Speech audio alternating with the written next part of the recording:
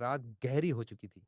आसमान पर सितारे ऐसे चमक रहे थे जैसे किसी ने काले मखमल पर चांदी के टुकड़े बिखेर दिए हों। मक्का की पहाड़ियों के बीच एक जगह थी, गारे हिरा। वहीं एक शख्स तन्हाई में बैठा था। वो शख्स कोई और नहीं बल्कि प्रॉफिट मोहम्मद थे। उस वक्त दुनिया अंधेरे में डूबी हुई थी।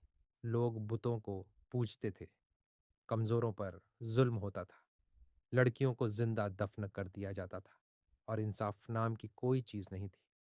लेकिन उस रात अल्लाह ने इंसानियत को एक ऐसी रात देने का फैसला किया जो पूरी दुनिया की तकदीर बदल देगी।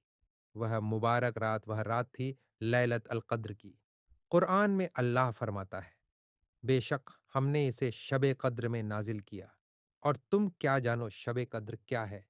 शब कद्र 1000 महीनों से बेहतर है। उस रात आसमान के दरवाजे खुल गए, फरिश्ते जमीन की तरफ उतरने लगे। उनमें सबसे बड़ा फरिश्ता था एंजल जिब्रील। उनके हाथ में अल्लाह का पैगाम था।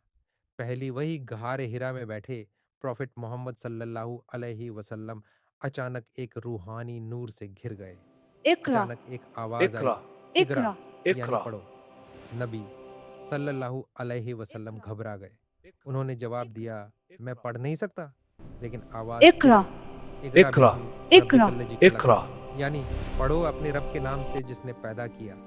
यही थी कुरान की पहली आयत। उस पल से दुनिया बदलने लगी।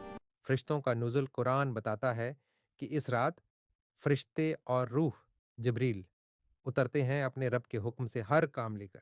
यानी उस रात लाखों फरिश्ते जमीन पर आते हैं, रहमत बरसती है, गुनाह माफ किए जाते हैं, दुआएं कबूल होती हैं और पूरी रात सिर्फ सलामती होती है। 1000 महीनों से बेहतर। अल्लाह ने इस रात की ऐसी फजीलत रखी कि एक रात की इबादत बराबर 83 साल से ज्यादा की इबादत। सोचिए, अगर कोई इंसान उस रात नमाज पढ़े, कुरान पढ़े, तौबा करे, दुआ करे, तो उसे पूरी जिंदगी की इबादत का सवाब मिल सकता है। नबी सल्लल्लाहु अलैहि वसल्लम की दुआ। जब आयशा ने पूछा, अगर मुझे शब कद्र मिल जाए तो क्या दुआ पढ़ूं, तो नबी सल्लल्लाहु अलैहि वसल्लम ने एक छोटी लेकिन बहुत गहरी दुआ सिखाई, अल्लाहुम्मा इनका अफुव्वन तुहिब्बुल अफ़्वा फ़ाफ़ु अन्नी, यानी ऐ अल्लाह, तू बहुत माफ करने वाला है, माफी को पसंद करता है, तो मुझे भी माफ कर दे। आखिरी 10 रातें इसलिए नबी सल्लल्लाहु अलैहि वसल्लम रमज़ान के आखिरी 10 दिनों में बहुत ज़्यादा इबादत करते थे। रात भर नमाज, कुरान की तिलावत, दुआ और तौबा, क्योंकि शब कद्र इन्हीं रातों में छुपी हुई है। आप सबको मेरी तरफ से शबे कदर मुबारक हो।